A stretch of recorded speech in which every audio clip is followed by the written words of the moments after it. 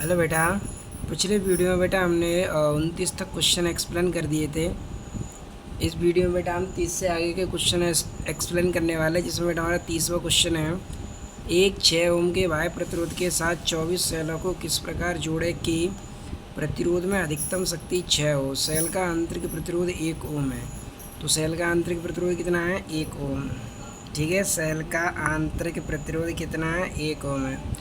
तो हमें यहाँ पर अधिकतम शक्ति 6, तो कैपिटल आर का मान कितना है? 6 ओम। कितना है?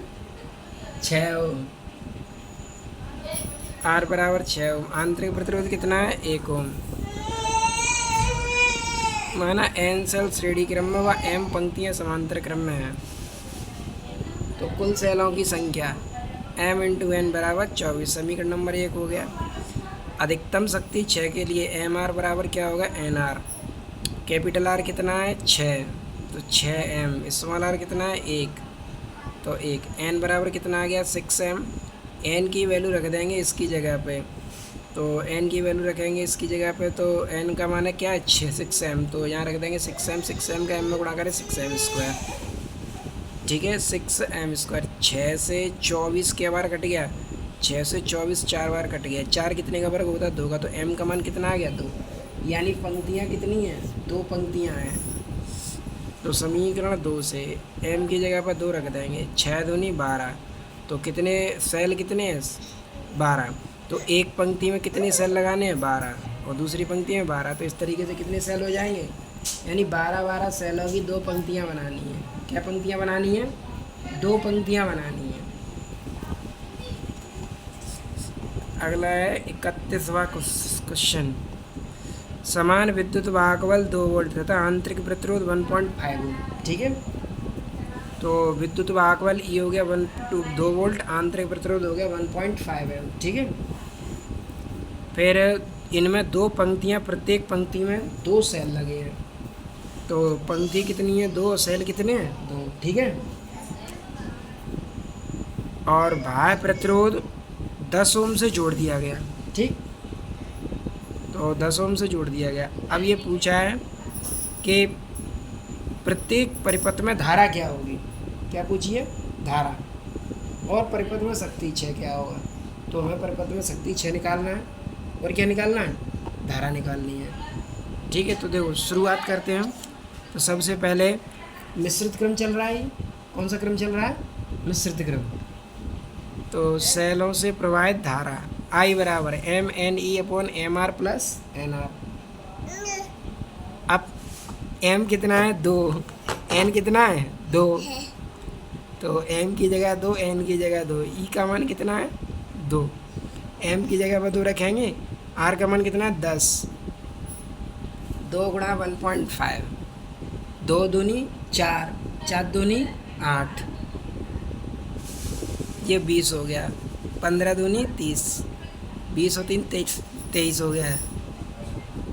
23 का 8 में भाग दे दो तो 0.3478। ठीक है, तो धारा कितनी हो गई? 0.348 ओम। अब प्रत्येक पंक्ति में प्रवाहित धारा I1 बराबर I/2। प्रत्येक पंक्ति में प्रवाहित धारा आधी आधी हो जाएगी, तो I/2 यानी 0.348/2 भाग दे दो, तो 0.174 हो गया। अब 10 ओम के सिरों पर विभवांतर निकाल लेंगे। तो B बराबर क्या लगाना है? IR। तो 0.348 गुणा 10, गुणा कर दो इसका।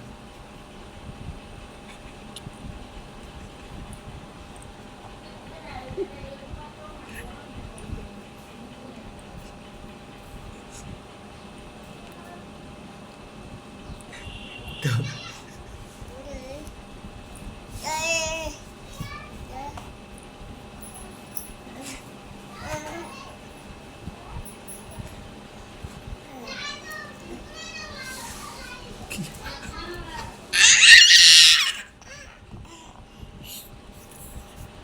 कितना हो गया? 3.48। अगला सवाल है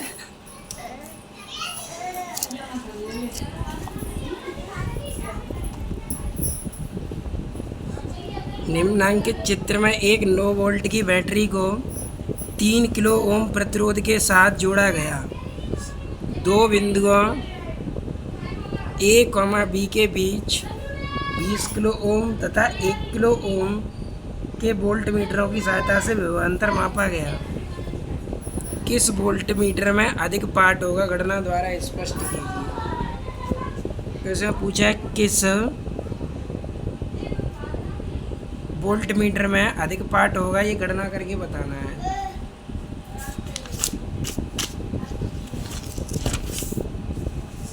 तो ये चित्र बना हुआ है, यहाँ पे ए और बी के बीच का 3 किलो ओम का विभवांतर जुड़ा हुआ है।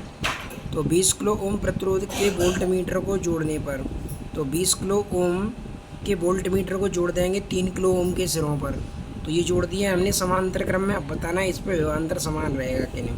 तो सबसे पहले ये दोनों प्रतिरोध किस क्रम में आ गए, समांतर क्रम में। तो टोटल प्रतिरोध निकाल लेंगे R1 R2 बट्टे R1 प्लस R2। ठीक है, फॉर्मूला यही है 1/R12 1/R1 प्लस 1/R2। इसे सॉल्व करके लिख दिया हमने, R बराबर R1 R2 बट्टे R1 प्लस R2। R1 का मान कितना है 20, R2 का मान कितना है 3, तो 20 प्लस 3 यानी 60 बट्टे 3 किलो ओम। अब धारा निकाल लेंगे I बराबर V/R। V का मान कितना है 9, ठीक है। R का मान कितना है 60 बट्टे 23, और ये किलो ओम है, इसे कन्वर्ट कर देंगे तो 10⁻³ ओम हो जाएगा। पहली चौथी करेंगे 23 किधर जाएगा ऊपर, तो 9 गुणा 23 बट्टे 60 इंटू 10⁻³ अब माना वोल्टमीटर में प्रवाहित धारा I1 हो तो 3 किलो ओम में धारा। अब वोल्टमीटर में प्रवाहित धारा कितनी है I1, तो यहाँ से टोटल धारा कितनी जा रही है I, तो I1 इधर चलेगी तो इधर धारा कितनी आएगी I माइनस I1 आएगी। कितनी आएगी I माइनस I1। तो ये दोनों समांतर क्रम में जुड़े हुए, समांतर क्रम में। तो 3 किलो ओम के सिरों पर विभवांतर बराबर 3 किलो ओम के सिरों पर विभवांतर। तो 3 किलो ओम के सिरों पर विभवांतर I1 इंटू 20 बराबर I माइनस I1 इंटू 3। तो I1 इंटू 20 हो गया। I का मान कितना निकाला था 9 गुणा 23 बट्टे 60, ये निकाला था, ठीक है। 3 का अंदर गुणा कर दो,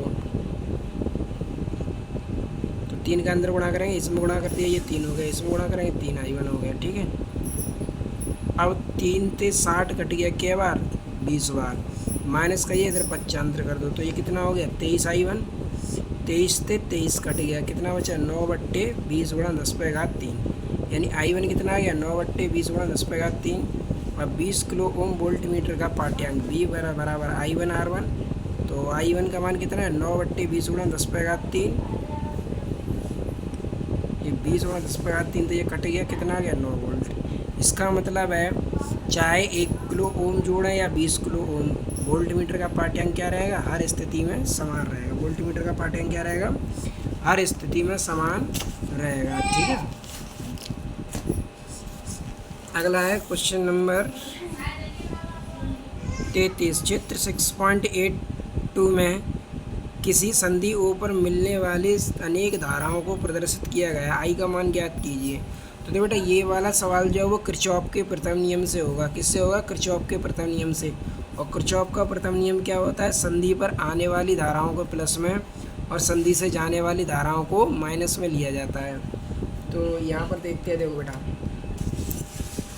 तो देखो ये चित्र बना हुआ है, संधि बिंदु O है, तो आने वाली किरचॉफ के प्रथम नियम थे सिग्मा I बराबर समेशन I बराबर 0। 4 एम्पियर धारा आ रही है, 3 एम्पियर धारा आ रही है, 2 एम्पियर धारा आ रही है, 1 एम्पियर जा रही है, 7 एम्पियर जा रही है, I एम्पियर जा रही है। तो जाने वाली धारा को किस में लेना है, माइनस में। आने वाली धारा को किस में लेना है, प्लस में। तो 4 एम्पियर आ रही है प्लस 4, 3 एम्पियर आ रही है प्लस 3, 2 एम्पियर आ रही है प्लस 2, 1 एम्पियर जा रही है तो -1, 7 एम्पियर जा रही है तो -7, और I एम्पियर भी जा रही है तो -I बराबर 0। 4 और 3 7 हो तो 9, 9 में से 8 घटाएंगे 1, तो I बराबर कितना आ गया 1 एम्पियर। I बराबर कितना आ गया 1 एम्पियर। अगला क्वेश्चन नंबर 34। निम्नांकित चित्र से धारा I का मान ज्ञात कीजिए। तो धारा I का मान हम क्या करना है, ज्ञात करना है। तो देखो ये चित्र बना हुआ है, एक संधि बिंदु P है, एक संधि बिंदु Q है, एक संधि बिंदु R है। तो तो नियम वही है, आने वाली धारा को प्लस में लेना है और जाने वाली धारा को माइनस में लेना है। तो सबसे पहले कैलकुलेशन करेंगे बिंदु पी पर। कहाँ पर करेंगे? बिंदु पी पर। तो धारा आ कितनी रही है? 2 एम्पियर। 2 एम्पियर आ रही है, ये 2 एम्पियर आ रही है प्लस 2, और लेकिन 1 एम्पियर यहाँ से क्या हो रही है? जा रही है, तो -1। और यहाँ से यहाँ तक इधर कितना आ रही है? I1।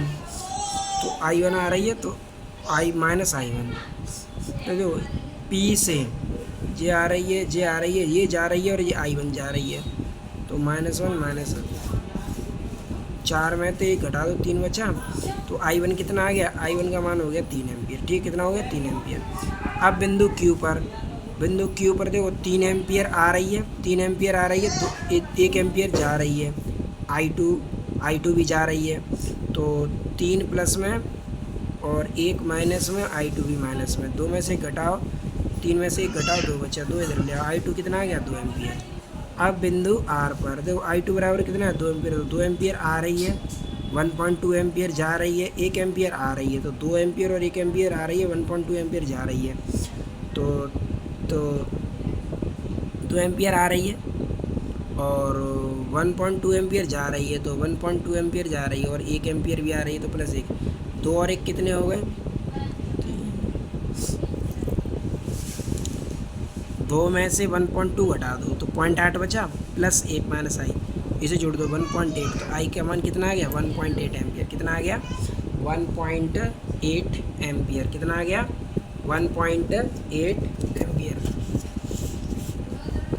अगला है क्वेश्चन नंबर 30।